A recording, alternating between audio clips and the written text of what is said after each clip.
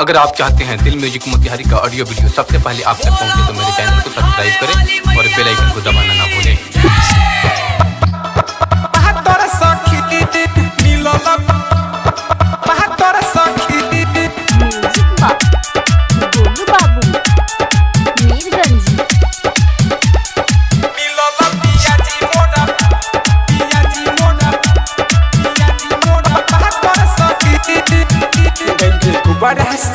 नहाली पाइब मायके पूजा ला कल सामंगाई मायके पूजा ला कल सामंगाई गई कुबड़ हसी नहाली पाइब मायके पूजा ला कल सामंगाई मैला आसन लगाई बनी म पत ई बिछाइब मैला आसन लगाई बनी म पत ई बिछाइब नाही करब यसुआ तर सखी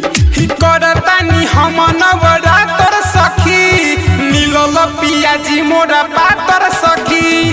करतानी हम नवरातर सखी मिलल पियाजी मोरा पातर सखी मिलल पियाजी मोरा गोलू बाबू पियाजी मोरा मीरगंज पियाजी मोरा पातर सखी पातर सखी मिलल पातर सखी मंजू के मिलल बा दुल्हा हमारा हो करेला हमारा से बहुते प्यारा हो माई के कृपा से बनल सुतार हो लाखों में एक भाड़े उनकर विचार हो लाखों में एक भाड़े उनकर विचार हो मंजू के मिलल बाटे दुल्हा हमारा हो करेला हमारा से बहुते प्यारा हो माई के कृपा से बनल सुतार हो लाखों में एक भाड़े उनकर विचार हो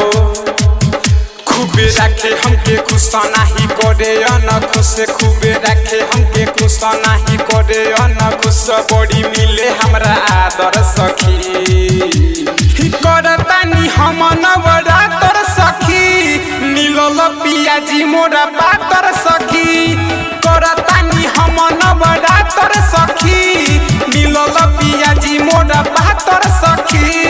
मिलल पियाजी मोरा गोलू बाबू पियाजी मोरा मीरगंज पियाजी मोरा पातर सखी पातर सखी मिलल पातर सखी पहिला नवरातर हम सखी रे कोइनी पिया से अपना हम चुनरी मंगोइनी माई के सेवा में कमी न कोइनी सुनर सजन हम सखी रे पैनी सुनर सजन हम सखी रे पैनी पहिला नवरातर हम सखी रे कोइनी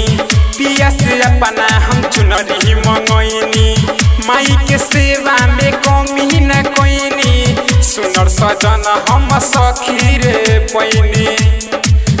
राइटर बीके चौहान संगे अवध किशोर राइटर बीके चौहान संगे अवध किशोर चंदन पिया मोरा पातर सखी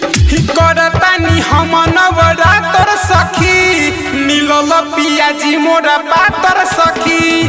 करतानी हम नवरातर सखी मिलल पियाजी मोरा पातर सखी चाइल्ड रिकॉर्डिंग स्टूडियो मोटर चौक छावड़ा दाना।